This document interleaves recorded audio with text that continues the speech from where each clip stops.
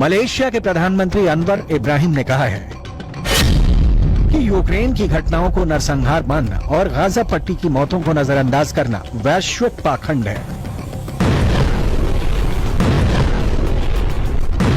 दूसरी तरफ अगर देखा जाए तो अब तक गाजा पट्टी के अंदर 30,000 से ज्यादा लोग घायल हैं और गाजा पट्टी के अस्पतालों की हालत क्या है ये पूरी दुनिया को नजर आ रही है।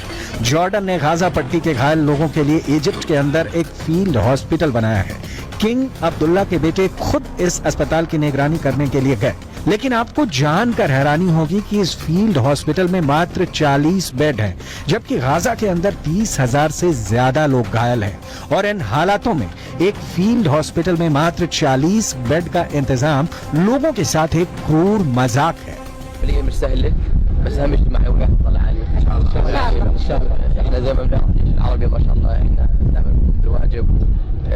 أقل شيء نقدر نعمله إنه نحاول نساعد إخواننا في غزة فلسطين، فأكيد بدنا نعمل أكثر دائما، بس أنتم ما شاء الله يعني فرصة إنكم تساعدوا الناس ونقدم الإشي اللي هم محتاجين. إن شاء الله.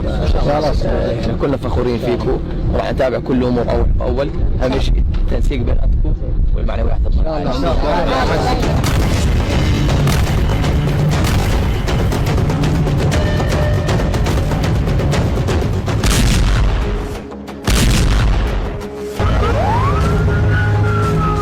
इजरायल अपनी टेक्निकल सुपेरियरिटी की वजह से अजेय है। पिछले हफ्ते इजरायल ने हमास की ताकत को इस कदर नेस्तनाबूद किया था कि पिछले हफ्ते 72 घंटे में इजरायल की राजधानी तेल अवीव पर एक भी मिसाइल अटैक नहीं हुआ था।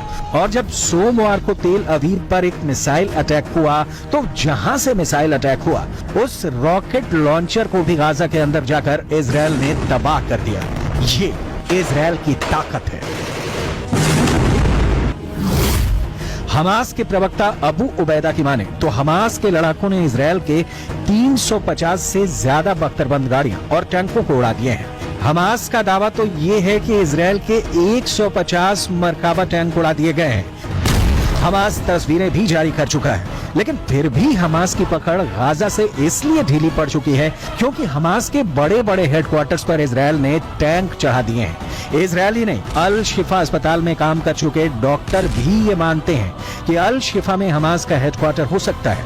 टाइम्स ऑफ इजरायल अखबार ने यह दावा किया है कि फ्रांस 24 नाम के एक न्यूज चैनल पर एक ब्रिटेन के डॉक्टर ने इंटरव्यू दिया है। इस डॉक्टर ने 3 साल तक अल शिफा अस्पताल के अंदर काम किया था। गाजा के अल शिफा अस्पताल में काम करने वाले इस ब्रिटिश डॉक्टर का दावा है कि अल शिफा अस्पताल में कई ऐसी जगहें थीं जहां पर उसे जाने के लिए मना किया गया था। ये कहा गया था अगर वो वहां प्रतिबंधित क्षेत्र में जाएगा तो उसे गोली लग सकती है। टाइम्स ऑफ इजरायल ने दावा किया है कि अल शिफा अस्पताल के अंदर हमास का हेडक्वार्टर होने का दावा करने वाले ब्रिटिश डॉक्टर ने अपना नाम नहीं बताया है क्योंकि उसे डर है कि ऐसा करने पर गाजा के अंदर मौजूद उसके सहयोगियों को हमास मार सकता है।